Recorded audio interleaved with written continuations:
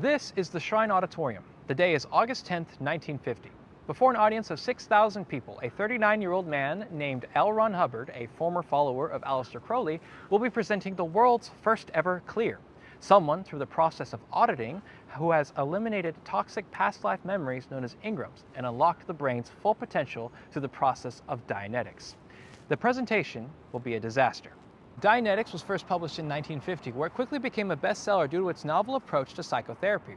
According to Hubbard, as well as a Dr. Joseph A. Winter, you could use auditing to cure things such as depression, asthma, arthritis, ulcers, and many other diseases. People started Dianetics clubs all over the country, and Hubbard himself started these Hubbard research facilities and foundations in Elizabeth, New Jersey, as well as in Los Angeles. To demonstrate this, Hubbard presents a physics student named Sonia Bianca, claiming that through the process of becoming clear, she's achieved full and perfect recall of every moment of her life.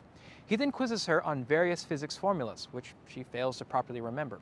When he has his back turned to her, and she cannot properly remember the color of his tie, the audience walks out in droves. Hubbard would later claim that because he said the word now, Sonia was trapped in present time, which prevented her from accessing her abilities. By the end of 1950, the Dianetics foundations were falling into serious financial debt.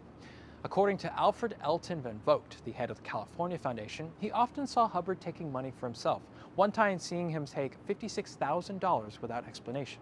According to Sarah Northrup, Hubbard's second wife, she believed that Hubbard started Dianetics to make money, but eventually developed a savior complex, later saying, quote, "We were surrounded by sycophants. He began to believe that he was a savior and hero, that he really was this God figure."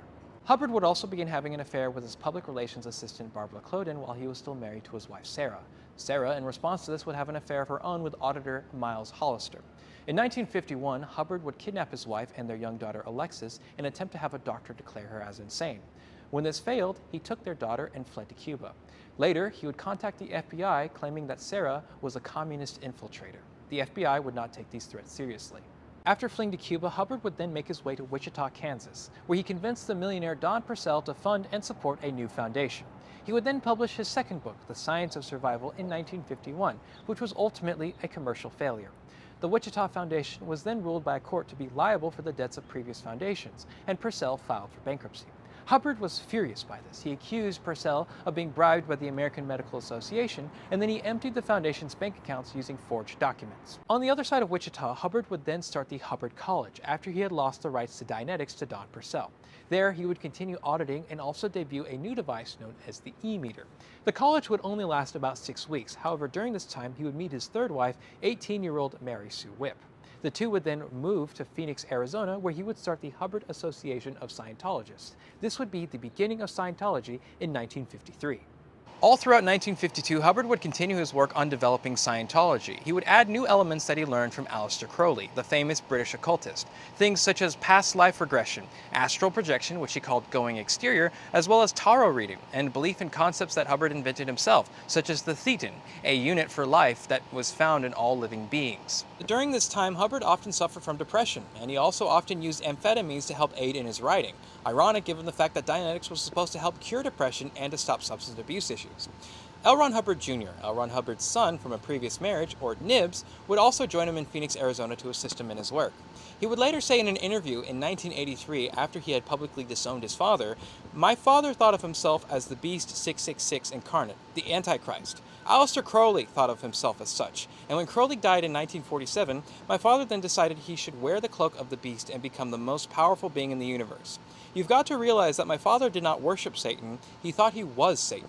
It's also important to note that during this time, Scientology is not yet considered a religion in 1952. Hubbard himself was adamant that Scientology was a science, not a religion. He would repeatedly reach out to the AMA and the APA, however, they would never take his findings seriously. He was not educated in psychology, and his form of psychotherapy was often considered illegal. Multiple followers and practitioners of Dianetics would actually be arrested because Dianetics was a form of psychotherapy. Therefore, practicing it in public was in some ways considered practicing medicine without a license. Hubbard would be arrested himself during one of his own lectures in December of 1952 for the money he stole from the Wichita Foundation, about $9,000 in total. He would repay the debt to Don Purcell by giving him $1,000 of his own money, as well as returning a car that Purcell loaned him a few years prior.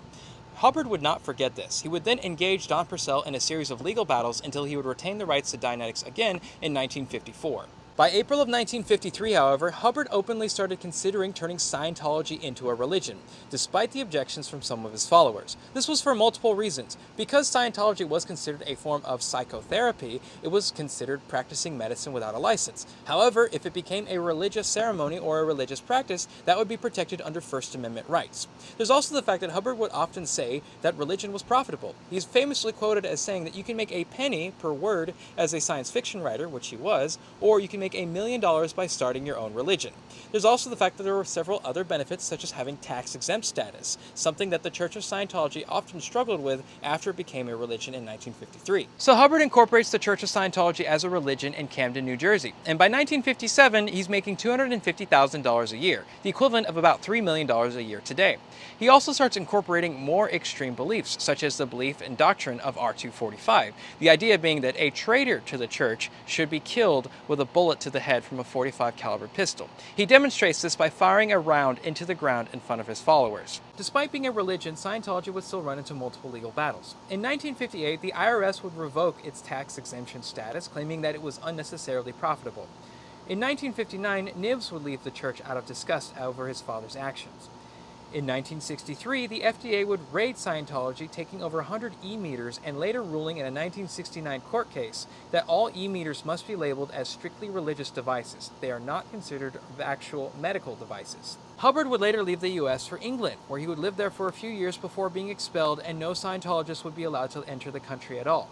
He would then try living in Rhodesia for a few years before being expelled from there also, and in 1967 he would form the Sea Org, a sort of imitation of the Navy. The Sea Org would be notorious for its mistreatment of adults, most notably probably being the Commodore's Messengers organization founded in 1969, consisting of largely teenage girls dressed in platform shoes, halter tops, hot pants, who were supposed to attend to Hubbard's every needs, including sometimes occasionally changing him. In the 1970s, the church would also launch Operation Snow White, an attempt to infiltrate the federal government through any means necessary.